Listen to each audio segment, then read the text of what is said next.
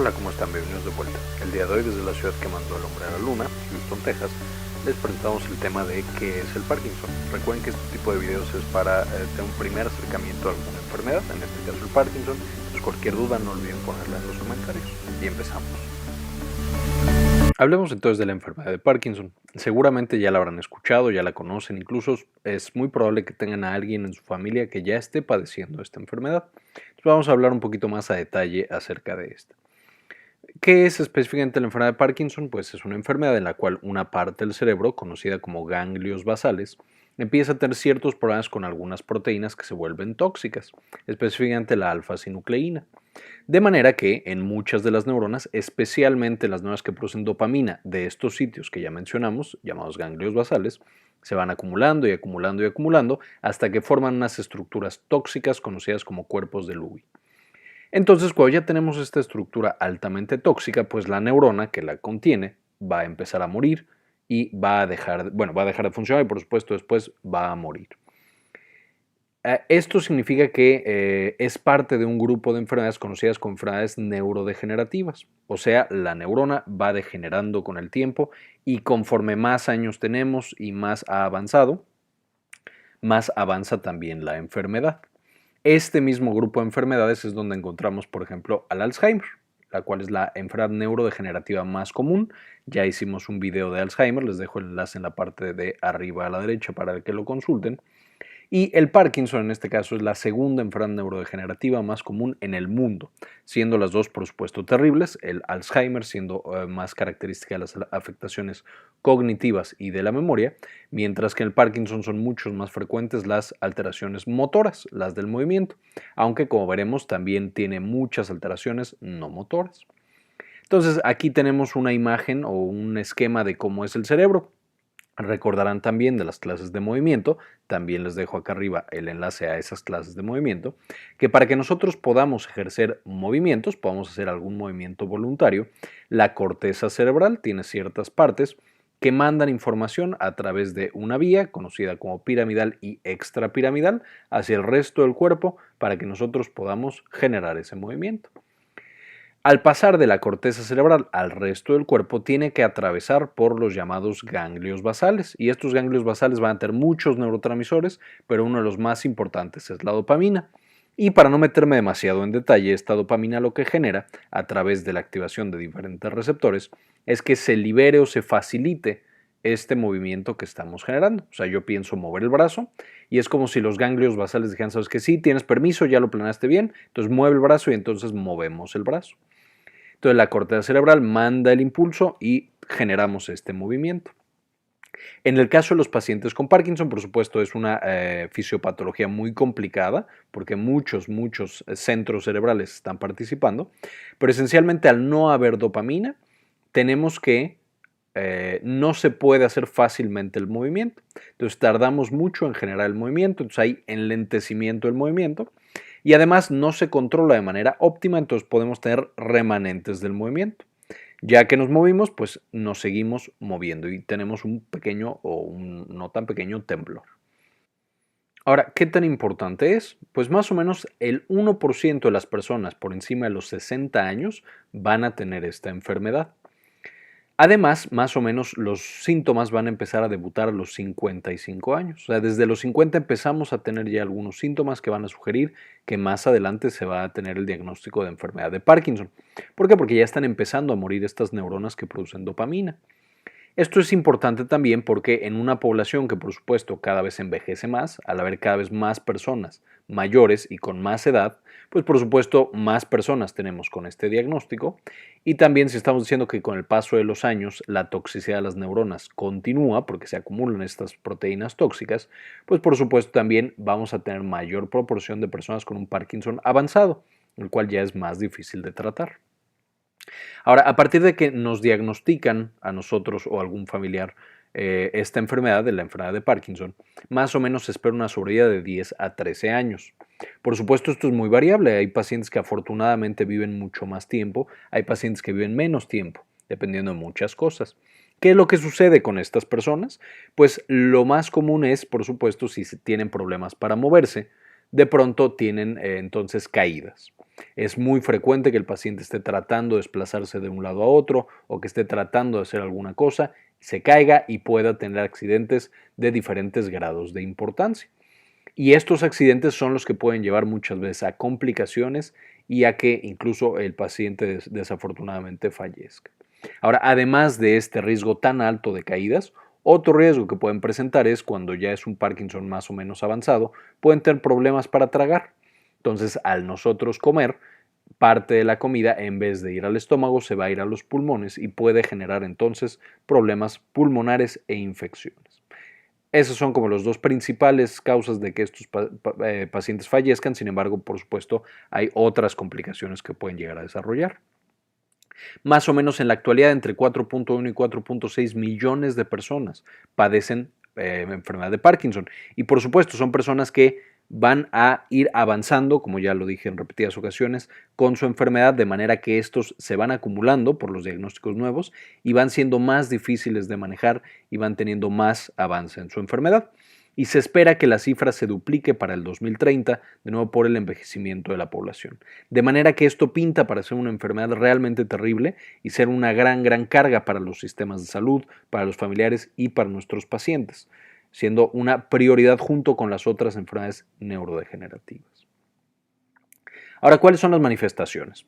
Pues básicamente quedamos que el cerebro va teniendo la neurodegeneración de las neuronas dopaminérgicas, especialmente en ganglios basales, aunque no únicamente en ganglios basales. Eso significa que perdemos casi todas las funciones dopaminérgicas que tenemos en nuestro cerebro. Eso nos lleva a tener manifestaciones puramente motoras, o sea, todo lo que es como clásico del Parkinson, el hecho de los temblores, del movimiento lento, de la inestabilidad postural, etc. Pero además vamos a tener una gran cantidad de manifestaciones que son manifestaciones no motoras, cosas que no tienen nada que ver con la manera en la que nos movemos y que también son una alteración importante en estos pacientes y que son una gran carga para ellos y para sus familiares. Vamos a revisar cuáles son. Y entonces, por supuesto, las manifestaciones que van a tener los pacientes van a depender de la progresión que tenemos de esta enfermedad. De manera que si nosotros pudiéramos seguir a los pacientes desde que empiezan con el proceso de neurodegeneración, o sea, cuando las primeras neuronas empiezan a morir, veríamos que ya se empiezan a dar ciertas manifestaciones que muchas veces ni siquiera reconocemos y pensamos que es algo normal cuando no eran algo normal. Cuando la pérdida de neuronas dopaminérgicas ha sido muy poca, a este periodo le llamamos el periodo prodrómico. Aquí todavía no tenemos el diagnóstico y de hecho van a pasar todavía años para que ese paciente sea diagnosticado con enfermedad de Alzheimer. Una de las cosas que tenemos que es muy curiosa pero que no lo usamos todavía como biomarcador es la hiposmia. Estos pacientes no huelen bien, por alguna razón pierden neuronas del olfato y entonces no tienen buena olfacción.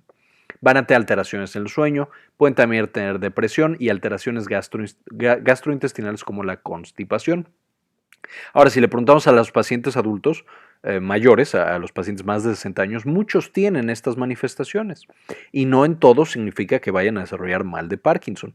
Sin embargo, en un porcentaje de ellos sí significa que están caminando hacia el mal de Parkinson y no se han dado cuenta todavía. Después vamos a encontrar que cuando han pasado 6 años más o menos de que empiezan con el proceso neurodegenerativo, empiezan a tener manifestaciones motoras muy leves. Y entonces aquí es donde ya podemos empezar a hacer el diagnóstico de manera más efectiva. Sin embargo, cabe decir que la mayoría de los pacientes aquí todavía no son diagnosticados. ¿Qué es lo que vamos a encontrar aquí? Pues son pacientes que están fatigados, no tienen energía para hacer nada, pueden llegar a sentir dolor, que muchas veces es una manifestación no reconocida y no tratada en estos pacientes, pasan dolor mucho tiempo sin llegar al tratamiento y de manera característica tienen problemas en la visión, no controlan bien los músculos de los ojos y entonces pueden no controlar bien hacia dónde dirigen los ojos y por supuesto no ver bien. Aquí es donde ya empezamos a tener un riesgo mayor de que caigan estos pacientes, de las caídas. Porque por supuesto, si tú estás bajando una escalera y no puedes controlar tus ojos para que miren los escalones, hay un riesgo elevado de que te caigas, además de de que puedes empezar con estas manifestaciones motoras. Siguen pasando los años, ya tenemos prácticamente la mitad de las neuronas dopaminérgicas muertas debido a esta acumulación de proteínas tóxicas. ¿Qué es lo que vamos a tener aquí?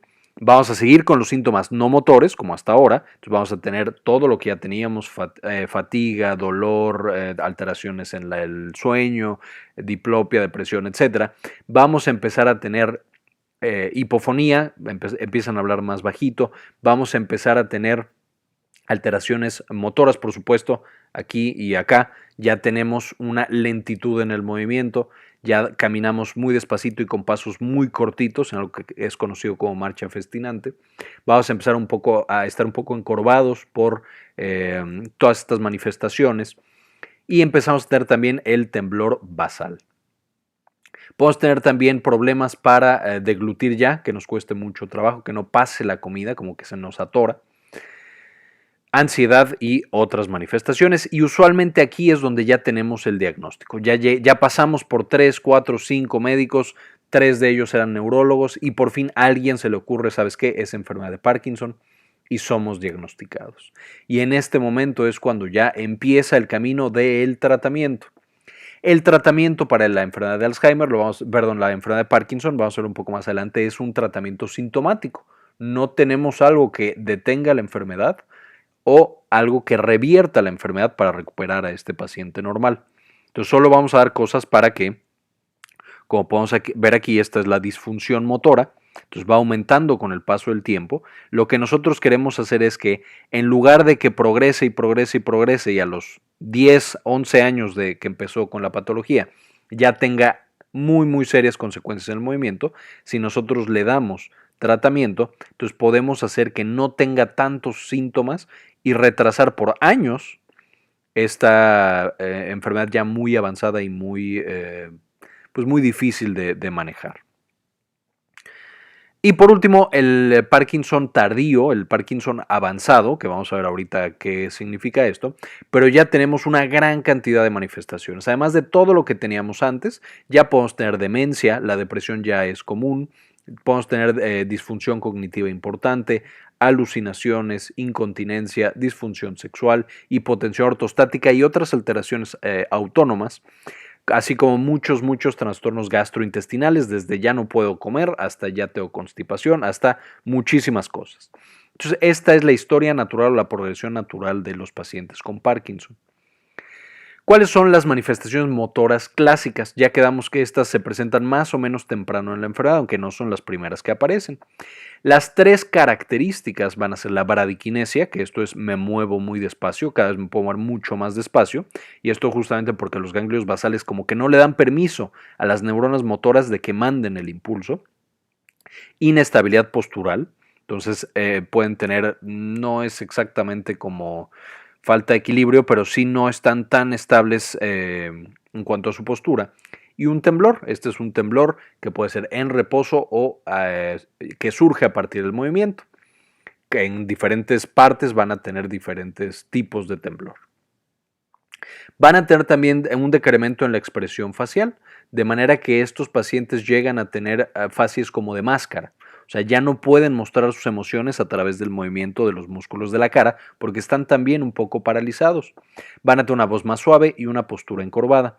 Esta es la postura típica del paciente con mal de Parkinson. Y van a caminar con pasos muy pequeñitos justamente por la inestabilidad postural, que tienen que, para no perder el equilibrio, dar pasos pequeños, más o menos rápidos, en esto que conocemos como marcha festinante. Ahora, vamos a tener también las manifestaciones no motoras. Aquí tenemos, por ejemplo, a uno de los casos más famosos actuales de mal de Parkinson, que es Michael J. Fox. Él desafortunadamente fue diagnosticado con Parkinson juvenil o temprano, en el que da antes incluso de los 40 años, y es una forma muy agresiva, muy terrible de enfermedad de Parkinson. ¿Y qué es con lo que tienen que lidiar especialmente estos pacientes que lo tienen más joven? Pues depresión, anedonia, trastornos del sueño, pensamiento lento, problemas autonómicos, de todo pueden tener. O sea, lo que ya estábamos exponiendo en un par de diapositivas anteriores, pues estos pacientes lo tienen de manera muy importante. Ahora, ¿cómo se hace el diagnóstico? Tristemente, el diagnóstico en la actualidad es únicamente clínico. Esto quiere decir que tenemos que explorar al paciente y con base en lo que nosotros le encontramos al hacerle la exploración neurológica completa, decimos si sí tiene mal de Parkinson o no. Y este es un gran problema porque al no haber un estudio de, sabes que yo te tomo sangre y si tiene la proteína en más de tanto ya es diagnóstico, o si yo te hago una resonancia magnética del cerebro y encuentro tal cosa ya es mal de Parkinson, al no tener eso, pues entonces tenemos que es una enfermedad altamente subjetiva. O sea, si vas con un médico que está muy bien entrenado, que tiene muchos años de experiencia viendo pacientes con Parkinson, es muy posible que te diagnostique muy pronto y que sepa diferenciar muy bien entre si tienes Parkinson o alguna otra enfermedad que se parezca, las cuales son conocidas como parkinsonismos. Pero si vas con un médico que no está tan bien entrenado, entonces puede que o no piense en Parkinson cuando sí lo tienes, o te diga, sabes que tienes enfermedad de Parkinson cuando era que tenías otro tipo de parkinsonismo u otra enfermedad completamente diferente. ¿Cuáles son las tres manifestaciones cardinales de la enfermedad de Parkinson? Ya quedamos que una es el temblor y específicamente el temblor en reposo. Dos es la lentitud de los movimientos, probablemente lo motor que aparece más pronto, esta lentitud de los movimientos y la rigidez. Estas tres cosas son clásicas de los pacientes con enfermedad de Parkinson, aunque ya quedamos hay muchas otras manifestaciones y va a haber muchas otras cosas que apoyan o que bajan la probabilidad de que nosotros tengamos el mal de Parkinson. Por ejemplo, si nos dan un fármaco que se llama levodopa y respondemos muy bien, pues es más probable que sí sea enfermedad de Parkinson. Si tenemos muchas cosas, el médico nos va a ir revisando justamente para determinar qué tan probable es que eso que nosotros tenemos o que tiene nuestro familiar sea enfermedad de Parkinson. Y luego en otro video podemos meternos mucho más a fondo, esto solamente es una visión general. Para el seguimiento de estos pacientes se va a utilizar una escala UPDRS, que en inglés significaría escala unificada para la evaluación de la enfermedad de Parkinson. Esta escala no se hace siempre en la clínica, o sea, no siempre que vamos a ver al médico neurólogo va a hacer toda la escala, sino que va a evaluar ciertas partes de la escala. Se usa mucho en investigación y nos da un parámetro de qué es lo que tenemos que evaluar para ver si el paciente está progresando, qué tan rápido y si los fármacos funcionan o no. La parte 1 va a ser básicamente el estado mental, de comportamiento y de humor. La parte 2, las actividades de la vida diaria, cosas desde deglutir hasta la independencia y este tipo de cosas. La 3 es un examen motor completo. La 4 son las complicaciones de la terapia en la semana previa, o sea, cómo le ha ido al paciente, que tanto presenta eventos adversos como las discinesias o alguna otra manifestación. La parte 5 es la escala de Hoehn y Yahr modificada, la cual nos habla de severidad. Y la parte 6 es la escala de Schwab y England, que también evalúa actividades cotidianas, sin embargo son otra manera y otro tipo de actividades cotidianas. De manera que es muy importante siempre estar determinando en estos pacientes cómo van no solamente en la parte motora, sino, como nos dice esta escala unificada, en todas las otras manifestaciones que puede tener ese paciente y en la respuesta al tratamiento, tanto benéfica como también los eventos adversos que puede llegar a tener. Ahora, ¿cuál va a ser el tratamiento? Una vez que ya nos dijeron con certeza, sabes que sí tienes enfermedad de Parkinson o no la tienes, si es otra cosa, pues podemos empezar con la fase de tratamiento. Que quedamos que el tratamiento, su principal función va a ser disminuir los síntomas, las manifestaciones. Los tratamientos en términos generales tienen una buena respuesta, son relativamente efectivos para las manifestaciones motoras, que es como lo principal que todos tenemos en la cabeza. Sin embargo, es importante decir que tenemos que también tratar las manifestaciones no motoras y que desafortunadamente esas son más difíciles de tratar muchas veces, ya que los fármacos no son tan buenos con esas manifestaciones no motoras. Es también importante decir que muchos de estos tratamientos van a tener eventos adversos importantes. De manera que yo le doy el fármaco a mi paciente y muchas veces va a tener ciertas complicaciones en respuesta a los fármacos, pero es importante darle el fármaco, no podemos dejarlo sin el tratamiento, pero es importante monitorizar los eventos adversos que pueden aparecer en respuesta a la administración de estos fármacos. Entonces, el tratamiento va a consistir en tres principales grupos farmacológicos, aunque uno es el que más se utiliza. Y vamos a ver que hay otros que también se pueden utilizar. Entonces, el primer tratamiento que surgió para la enfermedad de Parkinson y uno de los más utilizados todavía en la actualidad es la combinación de levodopa y carbidopa. Entonces, cuando nosotros lo administramos, llega al cerebro, se convierte en dopamina y entonces tenemos un poco más de función dopaminérgica.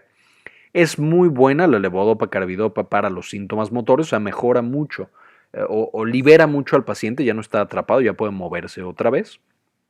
Mejora mucho las actividades de la vida diaria, entonces el paciente recupera algo de independencia. Y en este periodo, justamente cuando va empezando con la enfermedad de Parkinson y le damos levodopa carbidopa, este proceso se le llama la luna de miel. La luna de miel porque el paciente mejora bastante, se siente muy bien y recupera su vida como no la había tenido en años, porque recuerden que pasó años para que llegara al diagnóstico. Sin embargo, por supuesto, la enfermedad sigue progresando, sigue habiendo neurodegeneración, hay habituación de los receptores de dopamina y entonces con el tiempo, a los 5 o 6 años, baja la efectividad de este y de todos los demás tratamientos. Hay que empezar a combinarlos, hay que empezar a dar dosis más altas. Con la levodopa carbidopa, de manera importante, cuando ya está más avanzada la enfermedad y tenemos que dar dosis altas o ya lo vamos con mucha frecuencia, los pacientes tienen algo que se llaman discinesias. O sea, ya no es que no se puedan mover, sino que tienen movimientos involuntarios. De repente están sentados, no están haciendo nada y se les mueve el brazo, se les mueve la pierna, etc. Por supuesto, un paciente así no puede manejar, no puede tener tampoco una vida normal. Y tenemos aquí entonces en estos pacientes el gran problema de que si le das demasiada levodopa carbidopa, entonces tiene las disinencias y no controla sus movimientos y se mueve para todo. Y si le das muy poquita o se le acaba muy rápido, entonces tiene un momento que se llama off, tiene periodos de off o de wearing off, en el cual se queda paralizado, aunque a pesar de que el fármaco debería seguir teniendo eficacia. Entonces, esto es lo que vemos aquí. Si damos mucho, tiene bastantes complicaciones motoras, que son las famosas discinesias y los movimientos involuntarios. Y va a tener algunos eventos adversos específicos, aunque no van a ser tan frecuentes como con otros fármacos. Pero aquí podemos incluir hasta cosas como alucinaciones, psicosis, etc. En segundo lugar, tenemos agonistas dopaminérgicos. Estos no se transforman, como la levodopa en dopamina, sino que directamente llegan y se pegan al receptor de dopamina. Que la dopamina ya hemos visto que tiene muchas funciones. De hecho, tenemos todo un video de dopamina y les dejo también aquí arriba el enlace. Estos agonistas son buenos para los síntomas motores, aunque no tan buenos como levodopa carbidopa en general, si hay pacientes que les va muy bien. No son tan buenos para las actividades de la vida diaria, pero tienen menos complicaciones motoras. Entonces, si ya teníamos demasiada discinesia, podemos bajarle la cantidad de levodopa carbidopa y a lo mejor darle un poco de agonistas dopaminérgicos y empezar a tener ahí ciertas combinaciones. El problema es que los eventos adversos específicos, o sea, en las otras zonas de dopamina del cerebro, son mucho más importantes. Generan con mucha mayor frecuencia psicosis, pueden causar dependencia, pueden causar incluso que los pacientes tengan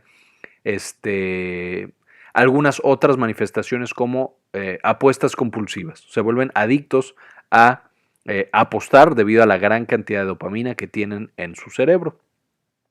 Otros como los inhibidores de la MAO, estos si recordarán el video de dopamina, o si ya lo checaron otra vez, lo único que hacen es inhibir la enzima que destruye dopamina y otras catecolaminas. Entonces estos se dan usualmente acompañados de levodopa, justamente para maximizar el tiempo que la levodopa está funcionando en el cerebro de nuestro paciente.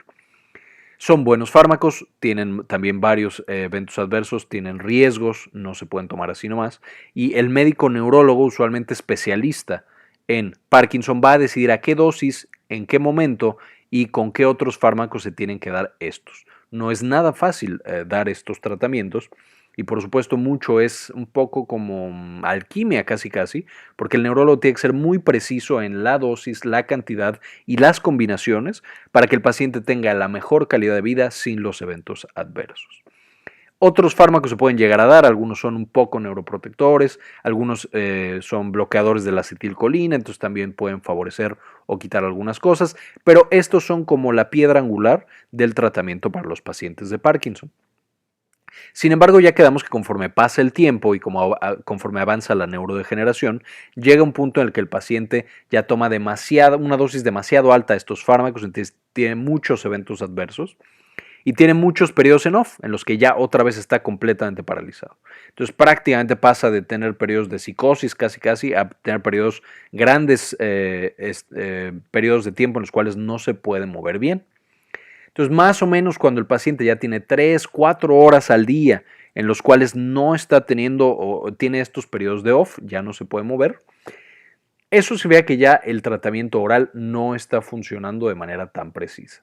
Aquí quiero ser muy específico, esta no es una definición oficial, cada médico junto con su paciente tendrá que decidir cuándo ya no es aceptable la respuesta a los fármacos orales, y hay pacientes que toda la vida responden bien a fármacos orales, toda la vida que tienen el diagnóstico de Parkinson. Sin embargo, muchos pacientes no lo tolerarán o el médico querrá aumentar mucho la calidad de vida de ese paciente. Y que no le importe tanto los riesgos, deciden entonces en conjunto arriesgarse el paciente junto con su médico y entonces se someten a terapias avanzadas. Entonces, ya que no se responde a esta terapia oral, tenemos un Parkinson avanzado y este Parkinson avanzado necesita estrategias terapéuticas avanzadas. Y tenemos principalmente tres, todas son cirugías, una muy poco invasiva, una más o menos invasiva y otra muy invasiva. Podemos poner una bomba subcutánea que inyecta un agonista dopaminérgico, conocido como apomorfina. Entonces, todo el tiempo está inyectando abajo de la piel la apomorfina, y entonces en vez de tomarte una pastilla de un agonista dopaminérgico, todo el día te la vamos a estar inyectando en esta bomba subcutánea. La segunda opción es inyectar la levodopa-carbidopa directamente en el duodeno. Otra vez, no te tome la pastilla, te lo voy a inyectar justo en el intestino para que llegue más rápido al cerebro, controlar muy bien cuánto tienes en la sangre y entonces mejorar el control que tenemos de la enfermedad.